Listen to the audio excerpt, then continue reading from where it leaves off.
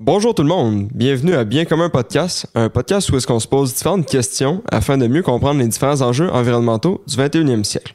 Donc là, aujourd'hui, Eric, on a été accompagné de Jean-François Clich, qui est un journaliste scientifique. Okay? Puis avec lui, on voulait avoir plus d'informations un peu sur c'est quoi la désinformation, plus spécifiquement la désinformation climatique. Exactement. Là, on a abordé plein de sujets, puis pas juste finalement la désinformation climatique, on a aussi parlé juste de la désinformation. Moi, un point très important que je retiens, c'est que avoir de l'information de qualité, ça demande quand même du temps. Ça demande des recherches, comparer les sources, croiser les sources, tout ça. Mais heureusement, il y a des gens qui le font déjà pour nous, justement les journalistes. Donc, on est chanceux d'avoir ces personnes-là qui nous permettent de sauver beaucoup de temps pour avoir une information de qualité. Exact. Parce que, tu sais, moi, pourquoi on voulait traiter de ce sujet-là, c'est qu'ultimement, l'information, en tout cas pour moi, tu sais, c'est comme la base de l'action qu'on va porter par après, tu sais. Fait que ça serait justement que les éléments qui nous sont mis de l'avant, ben, on y croit, puis c'est bel et bien viable. Je pense que c'est super important en termes justement d'action climatique. Ouais, puis notre podcast repose là-dessus. Nous, on met de l'avant, on veut mettre de l'avant de l'information de qualité, puis ensuite de ça, les actions suivront, mais la prémisse initiale, c'est que tout repose sur l'information. Exact. Fait que, tu sais, ce qu'on a appris en gros dans ce podcast-là, comme Eric l'a dit, ben, super intéressant que, tu sais, d'une part, il y a des gens qui font ce travail-là de recherche, de croisement des sources, comme des journalistes scientifiques, à qui, justement, on peut se fier par rapport à l'information qui est mise de l'avant. Moi, j'ai aussi appris l'espèce de rôle, le rôle prépondérant, l'importance de tout ce qui touche à l'aspect sociologique de l'être humain. On est des êtres, justement, sociaux qui veulent l'approbation des gens souvent. Fait que, tu sais, souvent, l'humain va avoir la tendance, si tu veux, naturelle à vouloir bien paraître, à peut-être pas vouloir revenir sur ses pas ou changer d'idée.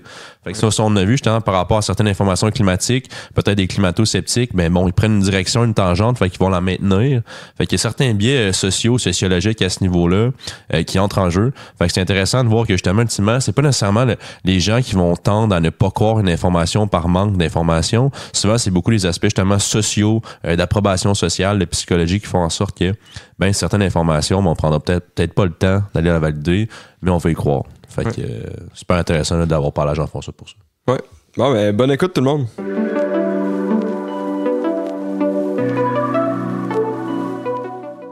Bonjour Jean-François Clich. Bienvenue à Bien commun podcast. Salut les gars, merci de me recevoir. Ben, ça fait plaisir. Donc, aujourd'hui, on veut parler de la désinformation, plus spécifiquement la désinformation climatique. Je vais te laisser te présenter pour commencer, puis ensuite, on ira de l'avant avec ce sujet-là. Ben, donc, mon nom est Jean-François Clich, je suis journaliste scientifique pour Le Soleil. Je couvre la science pour Le Soleil. Ben, je suis arrivé au Soleil en 2001, mais je couvre la science depuis peut-être fin 2006, début 2007, dans ce coin-là. Et donc, à ce titre-là, ben, si vous voulez parler de désinformation en climat ou de désinformation générale, je les ai pas mal toutes faites là, depuis une quinzaine, la bonne personne, 20 ans. Ouais. Je les ai pas mal toutes faites. Comme ils disent dans Astérix, j'ai fait Alésia, moi, monsieur. OK, ben parfait. Merci beaucoup, en tout cas, de nous rencontrer aujourd'hui. Eric, je vais te laisser y aller avec la première question. Écoute, c'est ça moi qui ai l'honneur de la première question. J'y vais d'entrée de jeu. Bon, la désinformation climatique, complètement, mais c'est quoi, en fait, concrètement, ce terme-là? Qu'est-ce que ça veut dire? Ben, c'est simplement de la désinformation à propos du climat. Je veux dire, il y a de la désinformation sur les vaccins, il y a de la désinformation sur les vitamines, il y a de la désinformation sur l'économie, sur bien des affaires. Ben, il y en a sur le climat aussi. Là. Puis moi, le terme désinformation, ça veut dire quoi? C'est que c'est de la mauvaise information? Ben, il y a toutes sortes de définitions. Le classique, c'est de définir, de faire une distinction entre désinformation et mésinformation. Ouais. La différence entre les deux étant que la mésinformation, c'est faux, mais c'est involontaire, et la désinformation serait volontaire. Jusqu'à un certain point, ça peut être utile comme distinction, mais pas autant que... C'est pas aussi clair que ce qu'on penserait a priori. C'était dit comme ça en théorie, ça a l'air bien clair, bien net et tout. Mais si la base de la distinction, c'est les intentions, ça naît dans la tête de ceux qui propagent les informations, mésinformations, désinformations. Dans leur tête, c'est pas toujours aussi clair que ça, là. Est-ce que quelqu'un le sait vraiment, ou est-ce que c'est juste un petit doute, ou est-ce que c'est quelqu'un qui, oui, au début avait peut-être un doute, mais ça rentrait dans ses a priori, dans ses préjugés de départ. Fait que là, cette personne-là s'est auto-convaincue que oui, OK, ça fait mon affaire, donc c'est vrai. Tu sais, c'est jamais aussi clair que ça. Puis, c'est ça, c'est là les personnes qui propagent une information X, que ce soit de l'information, de la désinformation, de la mésinformation, pour eux, souvent, ce qu'ils disent, c'est vrai. Donc là, comment est-ce qu'on sait si une information est bonne ou fausse, si on veut? Est-ce que c'est par rapport à la science? C'est par rapport à des études? Le type de source, peut-être? Ouais, mais oui, c'est ça que j'allais dire. Peu importe sur quoi l'information, la désinformation porte, le truc, c'est toujours le même, le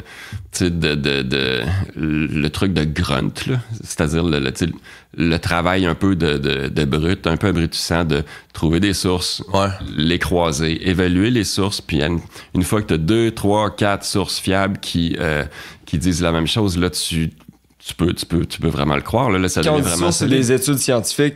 Ça peut être des études scientifiques, ça peut être des revues de littérature, ça peut être des sites qui, tu sais, mettons, associés à une unité de recherche en climatologie qui vont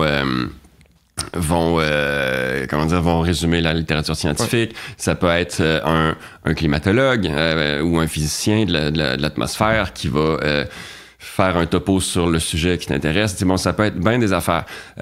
L'affaire, la petite difficulté là-dedans, c'est que, puis ça, quand moi je fais des chroniques vérification faites où les gens donc m'envoient la question pour que je vérifie si c'est vrai, si c'est faux. Ouais. Et quand moi je fais ça, donc je le fais, ce que je viens de dire, là, c'est ma job. Là. Je fais ça à longueur de semaine.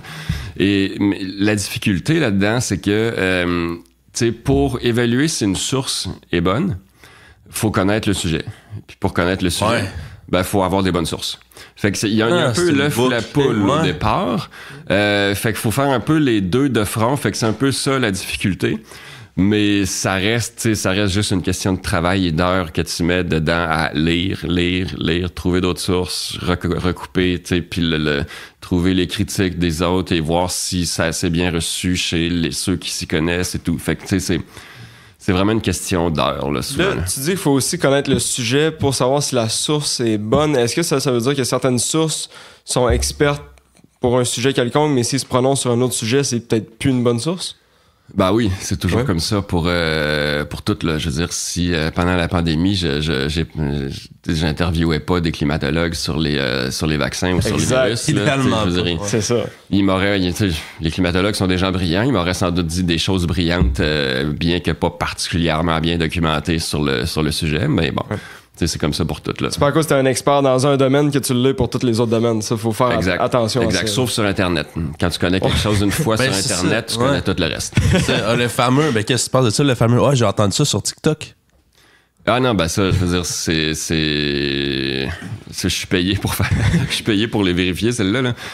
Mais non, effectivement, je veux dire, sur TikTok, et les réseaux sociaux, de manière générale, les fameux influenceurs, je veux pas mettre tout le monde dans le même panier, là, ne serait-ce que parce que je les connais pas tant que ça, les influenceurs. Moi, j'ai jamais vu l'intérêt. Je suis peut-être déjà devenu trop vieux pour ça. Là. Mais mais les fameux influenceurs, souvent, sont certains sont bons et intéressants et disent des choses brillantes, là, et le font de façon responsable, mais il y en a un paquet qui sont, en jargon technique, des connards narcissiques, là, qui font rien d'autre que d'attirer l'attention sur eux un peu n'importe comment, de façon totalement irresponsable. Peu importe ce qu'ils disent.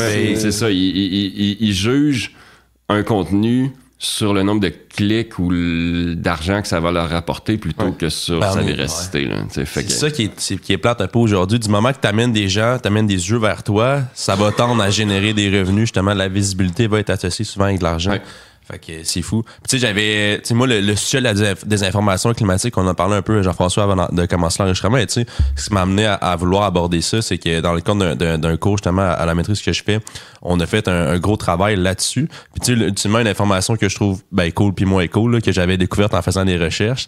Écoute, je sais pas si mes sources sont bonnes, là, mais on avait fait une certaine diligence à ce niveau-là. Là.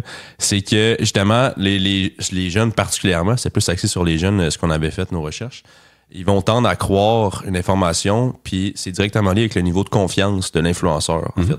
Fait que plus, mettons, la personne qui met de l'avant le message va être confiante en elle-même, que ça soit vrai ou non, plus les gens vont tendre à y croire, plus les jeunes ici, selon ce que j'avais trouvé. Et il y a plusieurs études qui montrent que ce niveau d'assurance-là vient et est inversement proportionnel aux connaissances. Ah ouais.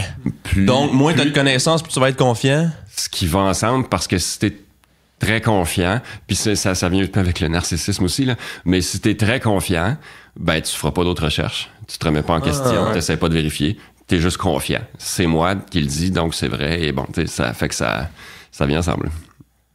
Ouais, ça fait du sens. Puis aussi, je pense que souvent, peut-être, ces personnes-là vont avoir des propos très tranchés, peu nuancés. Ouais. Puis ça vient aussi chercher plus les gens. Les gens ont tendance à plus s'accrocher à des propos tranchés qui sont soit blancs ou soit noirs que des propos nuancés, parce que ça demande peut-être plus de réflexion quand c'est nuancé, puis ça demande un effort supplémentaire. Donc, oui, mais ça, je dirais, pour le producteur de contenu, entre guillemets, là, comme on les appelle des fois, là, pour la personne qui fait le contenu, c'est plus d'effort aussi de faire de la nuance, puis de bien l'expliquer, puis de faire en sorte que ce soit intéressant avec un fil conducteur, parce que c'est ça qui va garder le public dans ton texte, dans ton topo.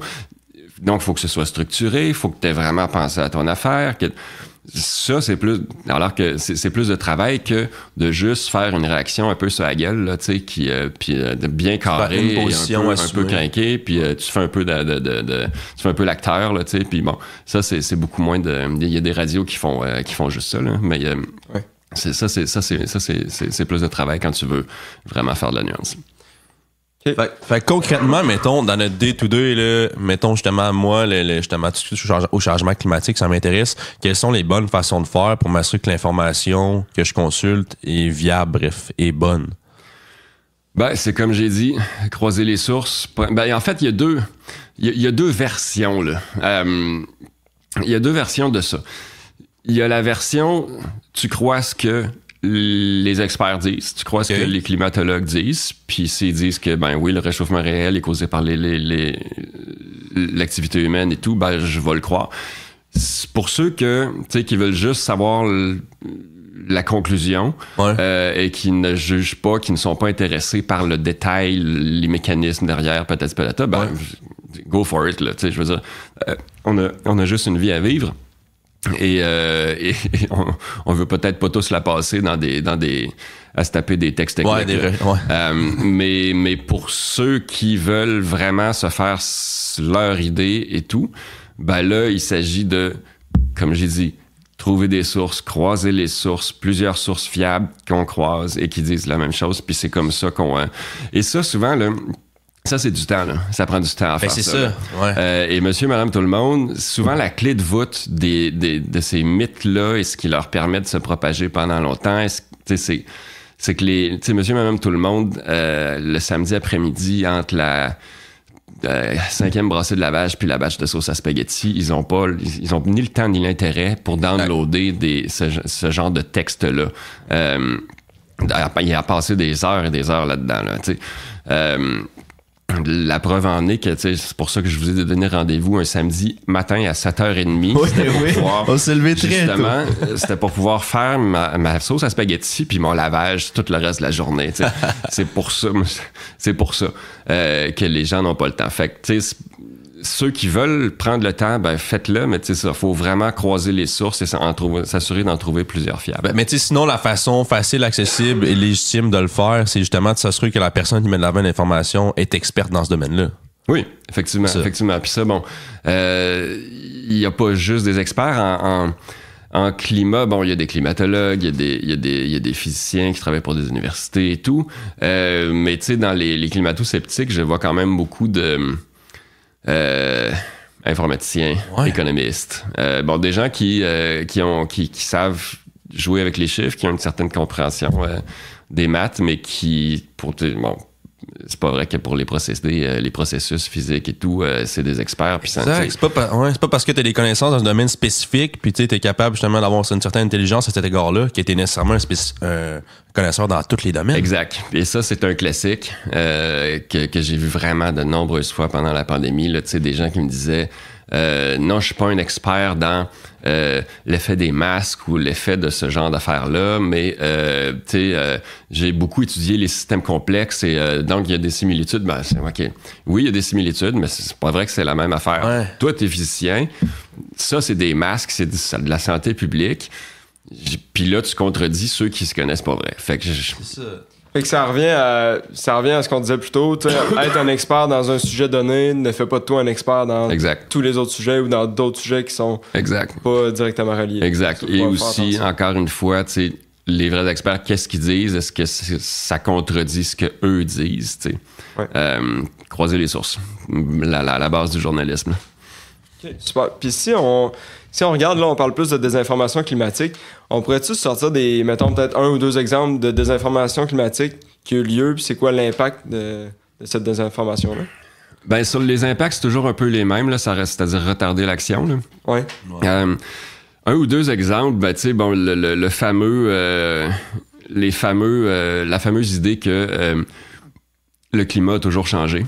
Ouais, on l'entend beaucoup celle-là. Et que c'est peut-être juste une variation naturelle. C'est cyclique, et tout. C'est cyclique, genre. Ben ça, la réponse à ça, c'est que quand on sort d'une glaciation, parenthèse, chose que nous ne sommes pas en train de faire, ça fait 20 000 ans que non, 12 000 ans, je pense, 12-15 000 ans que le maximum glaciaire est dépassé, et on en était sorti.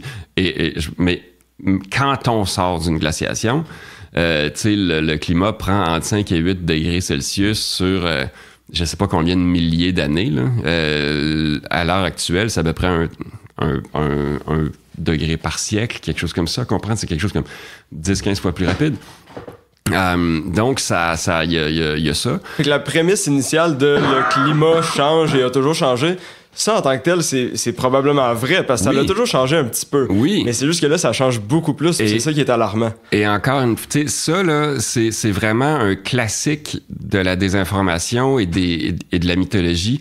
Et ça en fait, quand il y a une base dans la réalité factuelle, ça en fait des mythes qui ont la couenne dure, vraiment, qui sont plus difficiles, qui vont persister beaucoup plus. Si on veut un autre bon exemple assez fréquent là, de mythes qui ont la couenne dure aussi, c'est l'idée que ce serait peut-être l'activité solaire.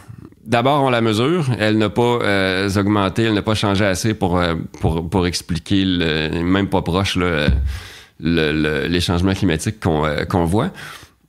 Et deuxièmement, ben il y a le changement climatique, le réchauffement a des caractéristiques qui sont absolument incompatibles avec une origine solaire. Là. D'une part, puis ça, c'est intéressant parce que, je vais ouvrir une petite parenthèse parce que, tu sais, des fois, quand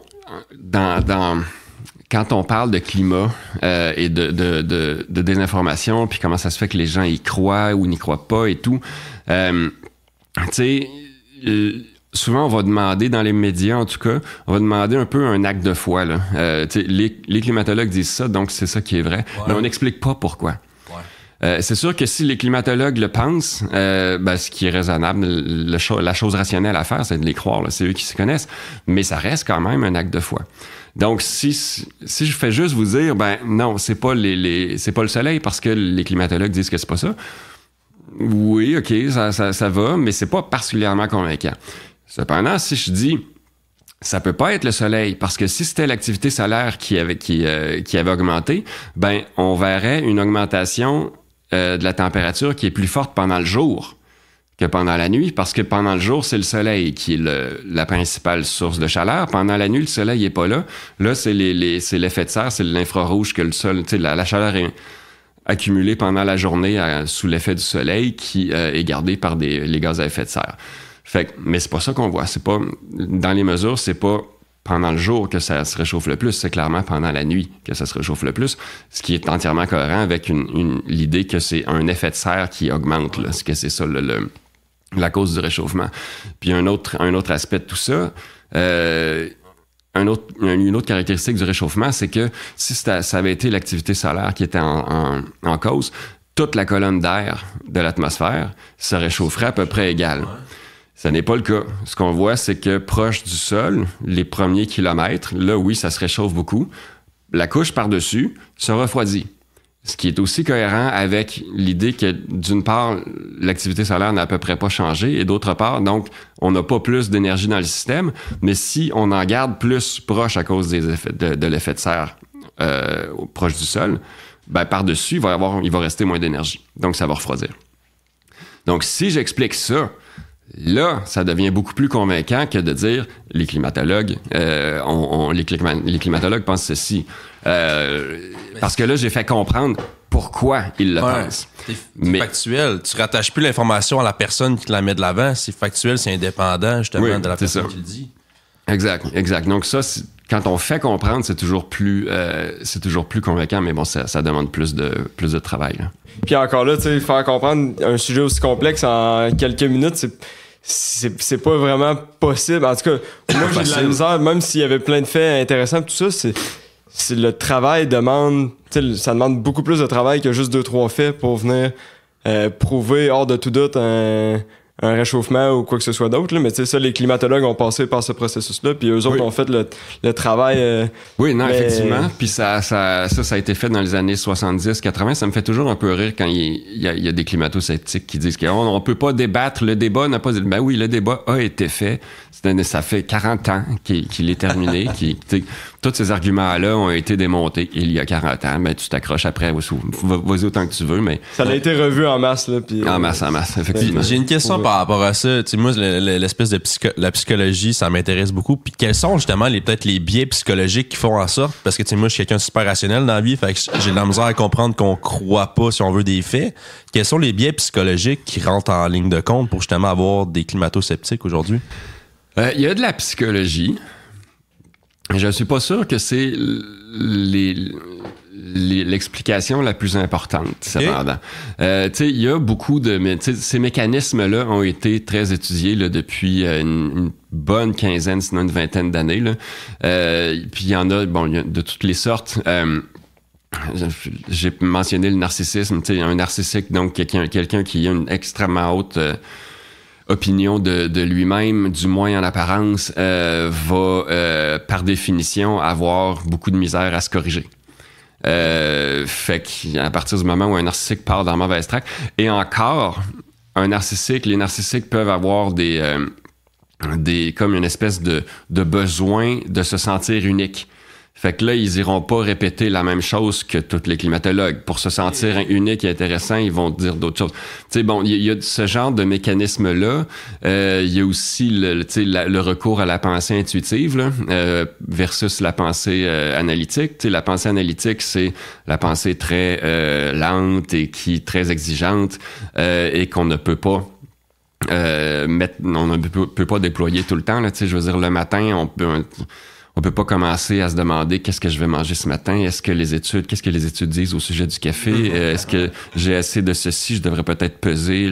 Non, tu sais, on n'arriverait jamais au bureau là, si on faisait ça. Donc, d'où le recours à la pensée intuitive, tu sais, où les décisions sont faites très instantanément, un peu intuitivement, justement, sur la gueule. Et ça, ces deux types de pensées-là ne sont pas répartis également chez tout le monde. Il y en a qui sont plus du côté analytique, d'autres qui sont plus du côté intuitif, et ceux qui sont plus du côté intuitif vont être un peu plus vulnérables quand même en moyenne à la désinformation. Cela dit, comme j'ai dit, les facteurs psychologiques ne sont peut-être pas si éclairant que ça sur, entre guillemets, l'épidémie de désinformation là, et les succès de la désinformation, parce qu'il y a beaucoup de facteurs plus sociologiques derrière. Il y a des groupes, par exemple, qui... tu sais, ça devient toujours, à la base, la question de qui je crois, qui je choisis de croire. Parce que personne ne peut faire plein de lectures sur toutes les questions. Fait à un moment donné, puis même quand on fait plein de lectures sur ces questions, à un moment donné, on finit par choisir. Ceux-là, je les crois, ceux-là, je les crois moins. Fait que, qu'est-ce qui fait qu'on va choisir de croire des climato-sceptiques ou des gens qui répandent de la désinformation plutôt que souvent des scientifiques qui ont, je veux dire, les diplômes et dont l'expertise est très manifestement supérieure et tout. Qu'est-ce qui va faire ça? Qu'on va faire ce genre de choix-là? Ben ça, souvent, ce sont, il y a les facteurs psychologiques, mais il y a les facteurs plus sociologiques. Comme je disais, par exemple, il y a certains groupes qui vont avoir, pour des raisons historiques et encore peut-être des fois dramatiquement actuelles, vont avoir connu toutes sortes de discriminations. Et peut-être aussi même de pire que ça. Là, si on pense aux Afro-Américains ou aux Autochtones au Canada qui ont subi par exemple, qui ont même servi de cobayes dans certaines expériences médicales, historiquement, dans un passé pas si lointain que ça. Là, ça fait pas 200 ans, là, genre 60, 50. Ouais. Ce genre de choses-là, ça laisse des traces dans une communauté, dans la mémoire d'une communauté. Puis après ça, ben, quand t'as un passé comme ça, puis que peut-être t'as eu un oncle ou une tante ou qui a vécu ça, c'est la science ultimement qui a causé ça. Effectivement. Et là, ben tu vas. Après ça, quand cette même science-là te dit ben, va te faire vacciner, ben ou peut-être pas là. Ou d'un autre côté, je me souviens pendant la pandémie, plusieurs fois j'avais vu dans des médias américains, comme le New York Times, des récits de gens d'Afro-Américains un peu partout aux États-Unis qui vivaient dans des HLM dont l'État était supposé s'occuper, mais qui, en fait, que l'État négligeait grossièrement depuis des décennies et qui envoyaient leurs enfants à l'école publique qui est aussi grossièrement négligée et qui était plutôt un cirque. Et dont l'État se foutait grosso modo. Et après, à part de ça, ben, leurs principaux contacts avec l'État, ben, c'était quand ils se faisaient profiler racialement puis arrêtés par la police sans raison. T'sais. Puis après ça, quand ce même État-là va leur dire ben, on a fait un vaccin pour vous autres, ben après ça, là, ces personnes-là vont dire yeah, right. T'sais, je veux dire, c'est. Ben, t'as aucune confiance non, c'est ça. Il y a une confiance dans les institutions qui, pour différentes raisons, comme dans certains groupes en particulier, va être beaucoup moindre. Donc, puis t'as une crise de confiance envers les médias, mais envers les institutions en général, les institutions politiques. Qui a cours depuis des années dans nos sociétés. Donc, tu sais, t'as des facteurs sociologiques comme ça, là, qui entrent en ligne de compte et qui, je pense, sont qui sont peut-être plus prépondérants, plus prépondérants, plus importants, plus explicatifs. Là. C'est intéressant, fait que dans le fond, c'est cool, je voyais pas ça de même, mais dans le fond, c'est comme indépendant de l'information elle-même qui est mise de l'avant. Oui. Le groupe qui le met de l'avant, ça va influer justement si les gens vont tendre à croire l'information ou non. Oui, puis ça a toujours été comme ça.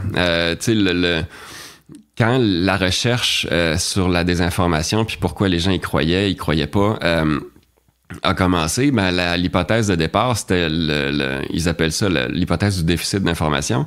C'est-à-dire, on pensait, un peu très naïvement même, que les gens croyaient à la désinformation parce qu'ils n'avaient pas eu accès à la vraie information. Ouais. Et que si tu les mettais en contact avec les vraies infos, ils allaient updater leur... Ouais. Mais je veux dire, le cerveau humain n'a jamais été fait comme ça. Là. Le cerveau humain, notre tendance, malheureusement, c'est que quand on part dans une track, on n'aime pas ça se corriger. On veut la garder autant que possible. Oui, il y a comme un coup pour l'ego à admettre qu'on s'est trompé, puis la mise à jour, admettre qu'on s'est trompé, c'est pas si facile que ça. Une des choses dont je me suis rendu compte pendant la pandémie, c'était à quel point c'est sous-estimé et jusqu'à un certain point précieux le fait d'être capable de changer d'idée. Le nombre de gens que j'ai vus qui partaient dans une track et qui faisaient juste s'y enfoncer de plus en plus profondément, ça en est triste, là. Ça en est triste. Mais tu trouves les informations qui te plaisent pour alimenter ton point de vue, même si ce ne sont pas nécessairement vraies. Oui, effectivement. Ça, c'est ce qu'on a tendance à faire. Naturellement, le cerveau humain, c'est ce qu'il a tendance à faire. Mais tu sais, c'est ça, la faculté de changer d'idée, souvent, c'est sous-estimé parce que t'sais, les relationnistes, les politiciens se traitent de girouettes quand ils changent d'idée. Ouais. Ils ont parfois raison à cet égard, mais hormis ça, la faculté, être capable de laisser rentrer des nouveaux faits, laisser rentrer des nouvelles données, puis d'ajuster ce qu'on pense, cette espèce de plasticité-là, elle est vraiment précieuse. Ça, c'est d'avoir un esprit critique au final. Là. C'est que tu remets un peu en doute tu remets en doute tes connaissances actuelles, puis tu la regardes par rapport à des nouvelles données ou de la nouvelle information? Ben comment je vois ça, moi, c'est que c'est de l'humilité. Ça demande une certaine humilité de dire oui, peut-être que j'ai tort, d'être ouvert à se questionner puis justement de pas avoir raison. C'est peut-être plus ça que de l'esprit critique, parce que, tu sais, moi, personnellement, les climato-sceptiques, les anti-vaccins, ils ont de l'esprit critique en masse, là. C'est juste qu'ils ne... il y a un jugement peut-être dans l'application de leur esprit critique qu'ils n'ont pas. Mais c'est peut-être une distance par rapport à la faculté de garder une distance par rapport à ce qu'on croit savoir, ce qu'on croit ne pas savoir, par rapport à ses propres opinions. C'est un peu comme toutes les facultés et les qualités, là, c'est inégalement réparti chez le monde. Là. Ouais, mais moi, je me demandais, là, ce que je me suis rendu compte, c'est que, je te pose la question, une question ouverte, là. Est-ce que la désinformation climatique en soi, c'est pas pire que le réchauffement climatique, dans le sens où le fait de débattre à savoir ce qui est vrai ou non, ça retarde notre action? L'un va avec l'autre, là. Je vois pas trop comment faire de gradation, lequel est le pire ou pas. Là. Ouais. Mais oui, effectivement, là, ça retarde l'action. Comme n'importe quelle désinformation va orienter l'action après. C'est ça. Okay. Vers des choses qui sont moins rationnelles, moins rationnelles. Fait que ça amplifie le problème au final. Ouais, ça amplifie le problème, ça retarde la solution. Ouais. Puis là, on parlait tantôt des sources d'information. On en a-tu, mettons, on aurait-tu une source centrale à laquelle on pourrait se tourner, puis on sait que l'information qui vient de là, infiable, pour quelqu'un justement qui veut pas toujours passer par le processus complexe d'évaluer toutes les différentes sources, tout ça, y a-tu une place centrale à laquelle on peut se fier? En climat, il y aurait le consortium Ouranos au Québec, mais qui font pas tant de vulgarisation, font pas tellement de vulgarisation. Une chose qui est un peu plate là-dessus, au Québec en particulier, dans le monde anglophone, c'est beaucoup moins le cas, c'est que dans le monde anglophone, surtout aux États-Unis, où ils ont une longue tradition de les universités d'avoir des mécènes et tout, à cause de ça, les universités vont faire, puis dans toutes les disciplines, ils vont faire beaucoup plus de ce qu'ils appellent de outreach. Là. Donc, essayer de vulgariser qu'est-ce qu'ils font. Chaque laboratoire va avoir une page sur sa page web, là, sur son site web. Voici ce qu'on fait, expliquer à monsieur et madame tout le monde. Il y a vraiment cette tradition-là pour montrer aux donateurs qu'est-ce qu'ils font. Ils ont intérêt à le faire aussi. Là. Dans un univers académique comme celui du Québec, c'est beaucoup moins le cas. On est beaucoup moins nombreux qu'en France, par exemple. Donc, il y a moins de moyens pour faire ça. C'est pas très non plus dans les milieux académiques, c'est pas particulièrement valorisé, malheureusement. Fait qu'il y a moins de... Il y en a pas tant que ça. Il y en a, là. Mais je pense au site peut-être je pense que c'est 1.5 que ça s'appelle. Un site web qui font un journalisme peut-être un peu trop engagé à mon goût, mais de manière générale, ça reste de bonne qualité, là.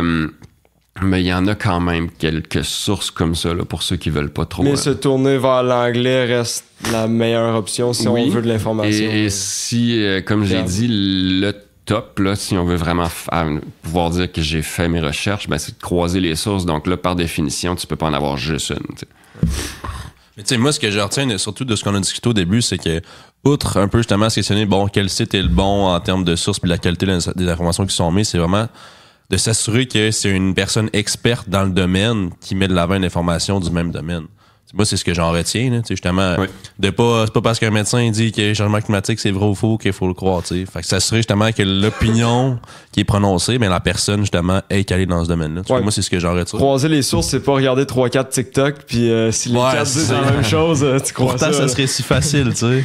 C'est ça l'affaire. Non, effectivement, mais tu sais, c'est sûr que chez ceux qui sont moins experts, ça veut pas dire qu'ils vont dire n'importe quoi. En effet, il y en a qui vont vraiment, tu sais, qui sont tu sais, sur le climat, par exemple, je pense à un gars comme le physicien Normand Mousseau, qui, lui, à l'origine, était plus un spécialiste du calcul de comment les protéines se replient sur elles-mêmes.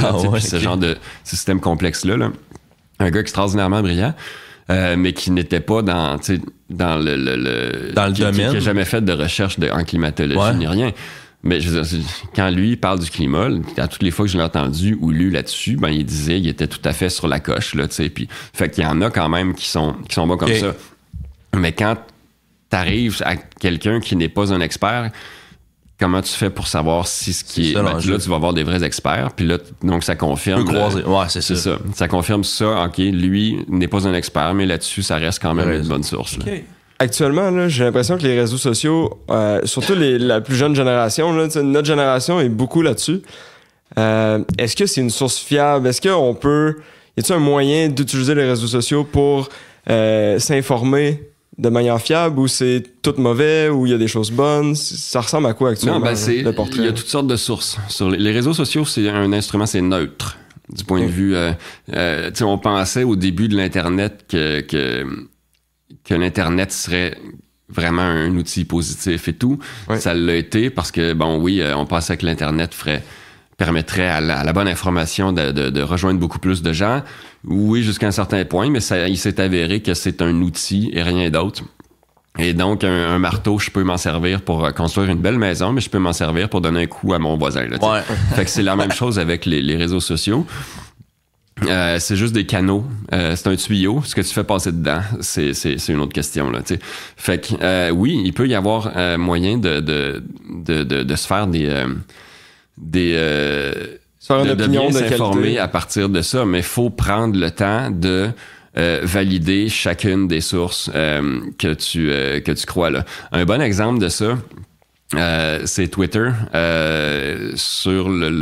Personnellement, sur Twitter, quand l'invasion de l'Ukraine a commencé, je me suis mis à chercher des bonnes sources justement sur l'Ukraine parce que ça m'a vraiment frappé, la brutalité avec laquelle une démocratie était attaquée par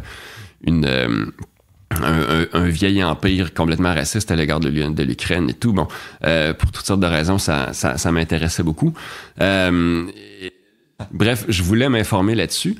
Puis je me souviens de Elon Musk qui avait dit que Twitter pouvait être une meilleure source d'information, en tout cas plus rapide que les médias d'information. Par la suite, Elon Musk a entrepris de prouver le contraire et de détériorer son réseau social du point de vue de toutes les façons qu'il pouvait. Mais ça, c'est son problème à lui. Mais sur l'Ukraine, moi, j'avais je m'étais vraiment choisi, au fil du temps, ça avait pris du travail, encore une fois, plusieurs heures, pour choisir des sources. Au début, j'en avais trouvé une ou deux. Un ancien général de l'armée américaine qui avait passé des années en Europe à la tête des troupes américaines en Europe, et donc qui, à ce titre-là, avait travaillé pas mal avec l'armée ukrainienne, et aussi avait vu travailler un peu l'armée russe, même si c'était d'un peu plus loin. Et donc, lui avait dit, dès le début de l'invasion, ils se rendront pas à Kiev. Ça marchera pas. La façon dont ils travaillent, les Russes sont trop sloppy. Les Ukrainiens, ils ont encore du travail à faire, mais je les ai vus depuis 15 ans vraiment se professionnaliser, moderniser leurs forces et tout. Ils vont être capables de les arrêter, et bang, c'est ça qui est arrivé.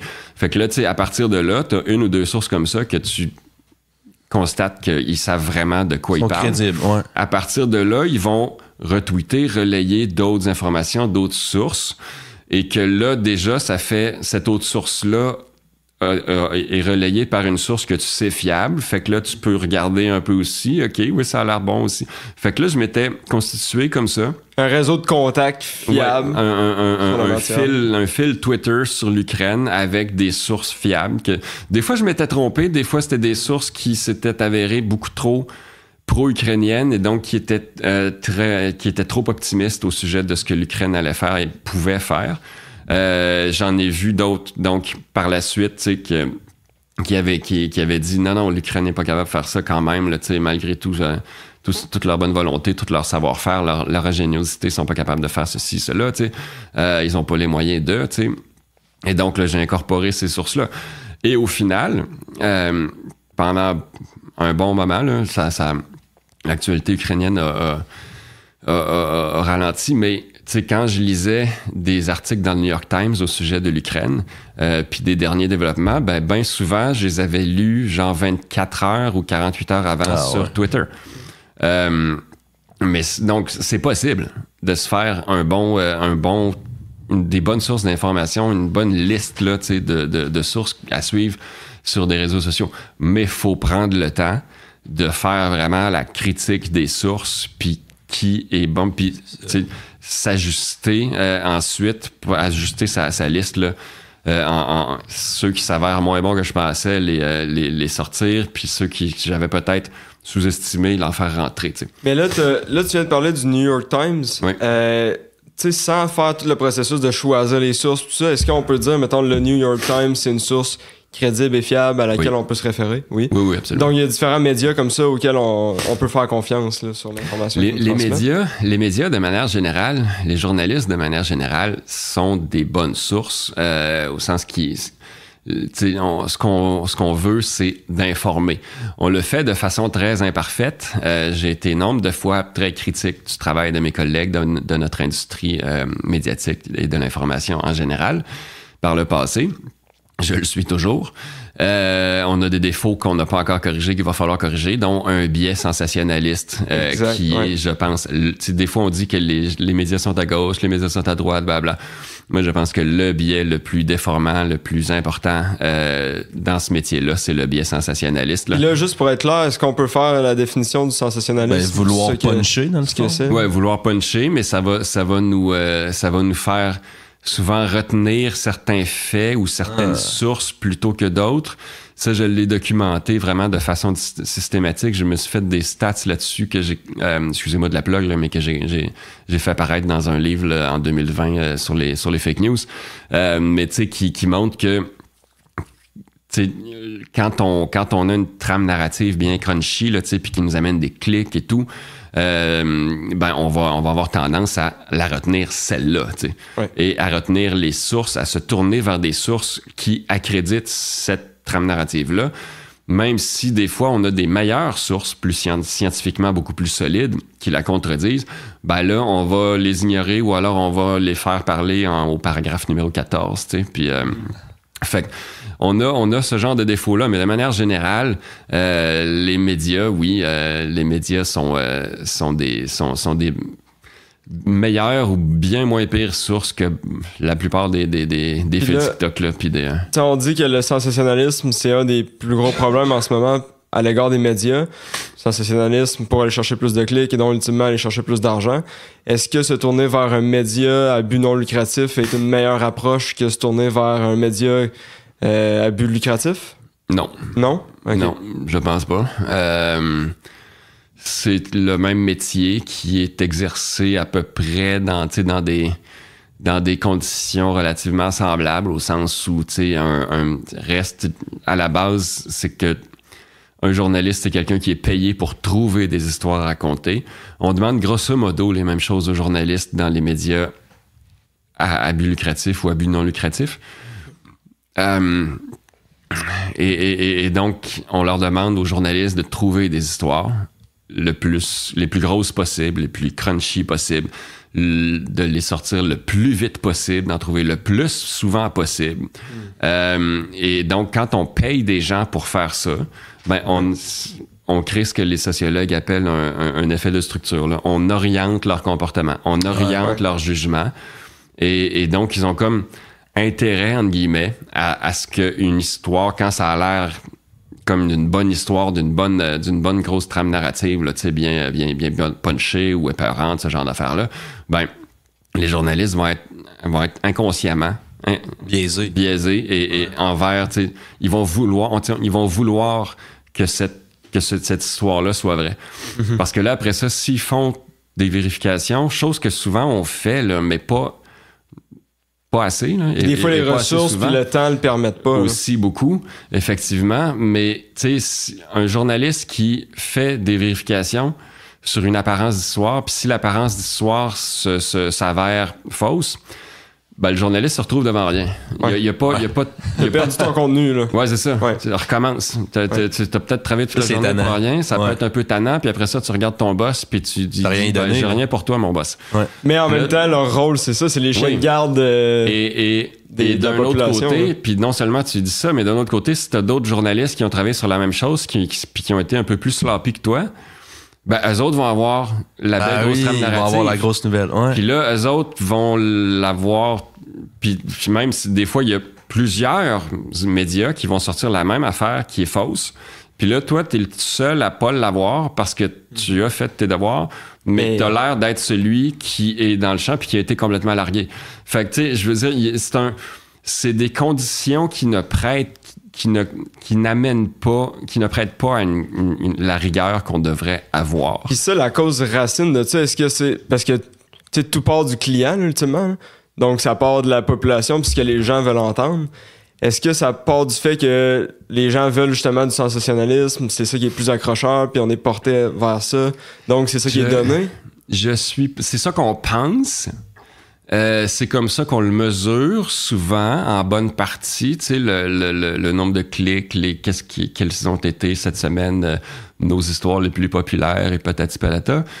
Au Soleil, il y a le nombre de clics. Je suis, depuis une couple d'années, très content de voir qu'il n'y a pas juste ça maintenant. On intègre aussi le temps passé en moyenne à lire l'article, ce qui est un meilleur indicateur, plus intéressant, je pense. Mais dans beaucoup de cas, on s'en tient vraiment dans l'industrie, là, on s'en tient au clic.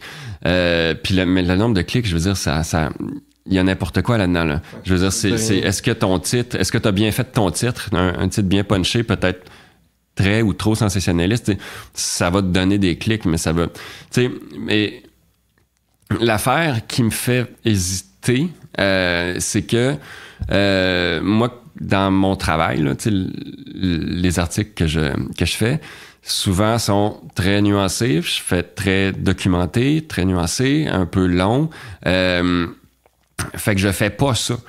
Je fais pas comment dire, le genre de marketing. Je cherche pas le plus crunchy possible. Je fais juste essayer d'être le plus rigoureux. D'avoir tout le plus rigoureux exactement possible.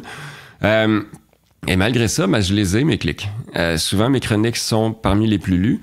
Et moi, je pense, en tout cas, là, on est dans l'auto-évaluation de mon propre travail, là, fait que ça vaut sans doute pas tant que ça, ce que je vais dire, mais en tout cas, l'interprétation que j'en fais, c'est que il y a pas juste... il faudrait en sortir de cette... Il y a une porte de sortie, en fait, c'est ça que je veux dire. C'est d'essayer d'être utile. Moi, ce que je fais, c'est utile pour le lecteur parce que je passe des heures et des heures à faire les validations.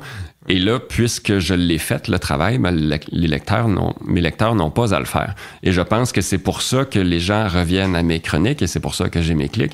C'est que j'ai développé cette confiance-là, j'ai montré que je suis digne de confiance et que je suis utile pour les lecteurs. Fait que si on faisait plus ça, si on cherchait ça d'abord et avant tout plutôt que les clics rapides et faire du buzz sur les réseaux sociaux et patati patata, je pense que de un, on les aurait quand même nos clics, et de deux, peut-être qu'on finirait par régler le très grave problème de confiance que les médias et les journalistes ont, et pour lequel, sur lequel le métier comme moi, je vois à peu près personne essayer d'agir là-dessus, malheureusement. Ah ouais. Mais c'est ça le plus important, au final. Là. C'est le rôle premier du journaliste. Oui, non, effectivement. Je veux dire, quand ta job, c'est d'informer, mais que tu as la moitié de la population... Ben ça, mais quand ta job, c'est d'informer, puis que tu as la moitié de la population qui te croit pas, ben au départ, tu peux pas faire ta job mieux qu'à moitié. Ouais. Mais c'est comme ça depuis des décennies. Et c'est comme, je veux dire, les journalistes, les médias laissent ça aller depuis des décennies sans jamais se remettre en question, comment on travaille, tu sais. Moi, je pense qu'il y a une grosse job à faire, mais là, on commence à sortir un peu de notre sujet. Yes, mais écoute, je pense que ça faisait le tour, Jean-François. Fait que gros merci à toi.